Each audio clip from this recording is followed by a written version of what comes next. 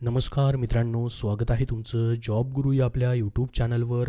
आरोग्य विभाग जिल्हा परिषद अंतर्गत नवीन जाहिरात प्रसिद्ध झालेली आहे. याच्यामध्ये तुमची परीक्षा होत नाही, थेट मार्क्सवरती तुमची निवड होणार आहे. तर ही जाहिरात जी असणार आहे बघू शकता, जिल्हा परिषद नंदुरबारसाठी आलेली आहे. तुमची झडपी तुमचा जिल्हा कमेंट बॉक्समध्ये कमेंट करून सांगा. त्याची अशी जाहिरात आली असल्यास तुमच्यापर्यंत नक्की शेअर केली जाईल. पाहू शकता, मुख्य कार्यकारी अधिकारी जिल्हा परिषद नंदुरबार, जिल्हा आरोग्य अधिकारी जिल्हा परिषद नंदुरबार यांच्यामार्फत ही जाहिरात देण्यात आलेली आहे.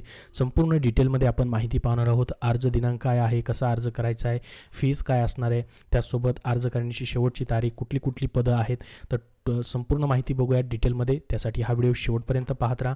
ह्या जाहिरातीची लिंक तुम्हाला डिस्क्रिप्शन बॉक्समध्ये देतोय आणि आपल्या टेलिग्राम चॅनलवरती देखील देतोय, तिथून तुम्ही पाहू शकतात. किंवा अधिकृत आरोग्य.महाराष्ट्र.gov.in या संकेतस्थळावरती देखील तुम्हाला इथं पाहू शकता. नंदुरबार पदभरती जाहिरात देखील तुम्हाला इथं पाहायला भेटेल. तर पहा, ही जाहिरात जी आहे राष्ट्रीय आरोग्य अभियान अंतर्गत NHM अंतर्गत प्रसिद्ध करण्यात आलेली आहे. टोटल 138 पदं या ठिकाणी भरली जात आहेत. तर ही पदं जी असतात कंत्राटी बेसिसवरती असतात. 11 महिन्याचं कॉन्ट्रॅक्ट असतं, ते पुढं तुमच्या कामाच्या बेसिसवरती कॉन्ट्रॅक्ट देखील पुढं चालू राहतं. तर बघा कुठली पदं आहेत. 24 केडरची पदं आहेत. 24 नंबरचं पद आहे स्टाफ नर्स फिमेलसाठी. 30 वॅकेन्सी या पदासाठी भरले जात आहेत. ज्यांचं स्टाफ नर्स झालेलं आहे त्यांच्यासाठी चांगली संधी आहे या ठिकाणी. तुम्ही कुठूनही असाल महाराष्ट्रामधून तर अप्लाय करू शकतात. GNM ज्यांचं झालं बघा त्यांच्यासाठी स्टाफ नर्सला 30 वॅकेन्सी आहेत. तुम्ही तुमच्या कॅटेगरी वाईज वॅकेन्सी इथं पाहू शकतात. जसं की SC, VJ, NTB, NTC, NTD, SBC, OBC, WS, SBC 1 अशा पद्धतीने ह्या वेगवेगळ्या वॅकेन्सी SEBC संपूर्ण कॅटेगरीसाठी वॅकेन्सी तुम्हाला इथं पाहायला भेटतील. या पदासाठी स्टार्टिंग पेमेंट तुम्हाला 20,000 पर मंथ इतका दिला जातो. स्टाफ नर्स फिमेल कॅन्डिडेटसाठी फक्त या वॅकेन्सी आहेत. तर तुम्हाला ज्यांना अप्लाय करायचं आहे त्यांनी नक्की अप्लाय करा. तुमचे कोण मित्र असतील तर त्यांच्यापर्यंत नक्की माहिती शेअर करा, कारण की त्या जिल्ह्यामध्ये तुम्ही असाल तर तिथूनही अप्लाय करू शकता. इतर जिल्ह्यामधून असाल तरीही देखील अप्लाय करू शकतात. त्यानंतर पुढची या ठिकाणी वॅकेन्सी बघा, न्यूट्रिनिस्टची वॅकेन्सी आहे. ज्यांचं BSc न्यूट्रिशनमधून झालं आहे किंवा होम BSc झालं आहे, न्यूट्रिशन विथ 2 इयर्स एक्सपिरियन्स मागितलेला आहे, त्यांच्यासाठी वॅकेन्सी स्टार्टिंग पेमेंट 20,000 या पदासाठी आहे. त्यानंतर ॲडोलॉजिस्टची वॅकेन्सी बघू शकता, 25,000 स्टार्टिंग पेमेंट या पदासाठी आहे. डिग्री इन ॲडोलॉजीमध्ये पाहिजे. त्यानंतर बघा, काउन्सलर पदासाठी देखील 2 वॅकेन्सी ठेवण्यात आलेल्या आहेत. MSW ज्यांचं झालं आहे त्यांच्यासाठी 20,000 स्टार्टिंग पेमेंट या पदासाठी आहे.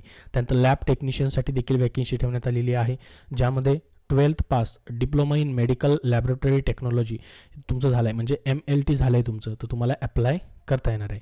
17,000 स्टार्टिंग पेमेंट या पदासाठी आहे. त्यानंतर बघा, फार्मसिस्टसाठी 4 टोटल वॅकेन्सी ठेवण्यात आलेलं आहे. ज्यांचं D फार्मसिस्ट झालं आहे किंवा B फार्मसिस्ट झालं आहे तर अप्लाय करू शकतात. 17,000 स्टार्टिंग पेमेंट या पदासाठी देखील तुम्हाला असणार आहे. त्यानंतर टेक्निशियन, रेडिओग्राफर, एक्सरे 2 वॅकेन्सी आहेत. 12th+ BSc इन मेडिकल रेडिओग्राफी किंवा डिप्लोमा इन रेडिओलॉजीमधून झालेला आहे, तर 17,000 स्टार्टिंग पेमेंट या पदासाठी आहे. त्यानंतर बघा, इंजिनियर बायोमेडिकलची देखील पोस्ट ठेवण्यात आलेली आहे. 25,000 स्टार्टिंग पेमेंट आहे. ग्रॅज्युएशन तुमचं बायोमेडिकल इंजिनिअरिंगमधून झालेलं आहे तर अप्लाय करता येईल. कन्सल्टंटची वॅकेन्सी ठेवण्यात आलेली आहे. कन्सल्टंटसाठी बघू शकता 35,000 स्टार्टिंग पेमेंट आहे. DIC मॅनेजरची वॅकेन्सी आहे. यासाठी तुमचं या ठिकाणी मेडिकल ग्रॅज्युएशन झालं पाहिजे, प्लस MPH, MHA किंवा MBA इन हेल्थ केअरमधून असेल तर तुम्हाला या पदांसाठी अप्लाय करता येतं. मॅनेजर असेल किंवा हॉस्पिटल मॅनेजरची देखील पोस्ट आहे बघा. Any medical graduate plus MBA वगैरे झालं आहे किंवा MPH झालेलं आहे हेल्थमधून तर तुम्हाला अप्लाय करता येतं. त्यानंतर वैद्यकीय अधिकारी BMSची पोस्ट आहे. 28,000 स्टार्टिंग पेमेंट आहे.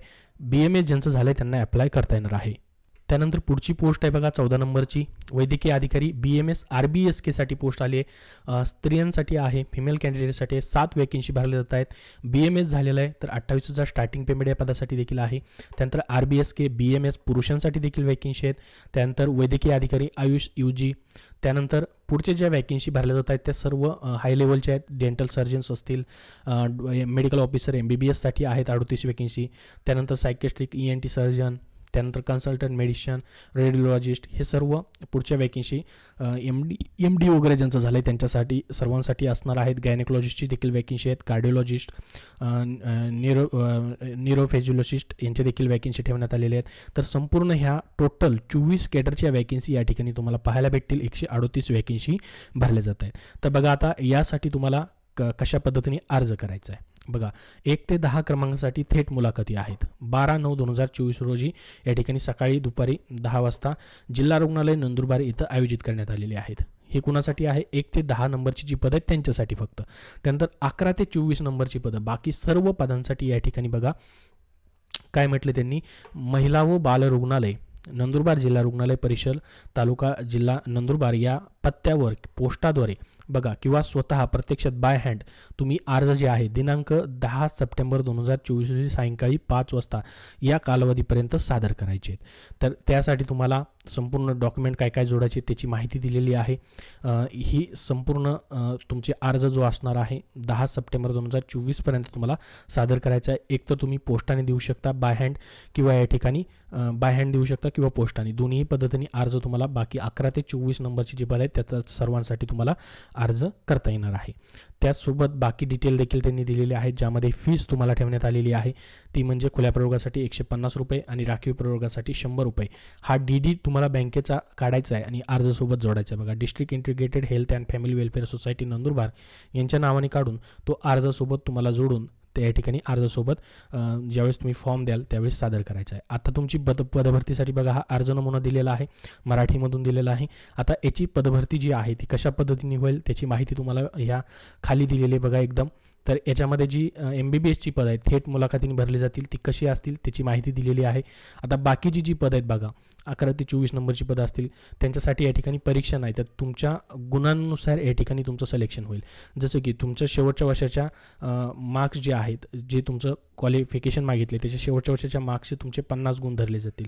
त्यानंतर तुमची उच्च शैक्षणिक अर्हता असेल तर त्याचे 20 गुण धरले जातील आणि तुम्हाला त्या पदासाठी काही निगडीत अनुभव असेल तर त्याचे 30 गुण धरले जातील. असे एकूण 100 गुणाचा कट ऑफ लावून तुमची लिस्ट तयार केली जाईल आणि त्यानुसार तुमचं सिलेक्शन केलं जाणार आहे. तर ही जाहिरात जी आहे नंदुरबारसाठी या ठिकाणी आलेली आहे. राष्ट्रीय आरोग्य अभियान अंतर्गत NHM अंतर्गत 11 महिन्याच्या कॉन्ट्रॅक्ट बेसिसवरती ही पदं भरली जात असतात. तर संपूर्ण माहिती तुम्हाला दिलेली आहे. याबद्दल अजून तुमचे काय प्रश्न असतील तर कमेंट बॉक्समध्ये कमेंट करून नक्की विचारा.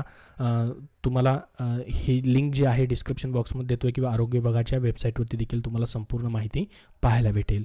धन्यवाद.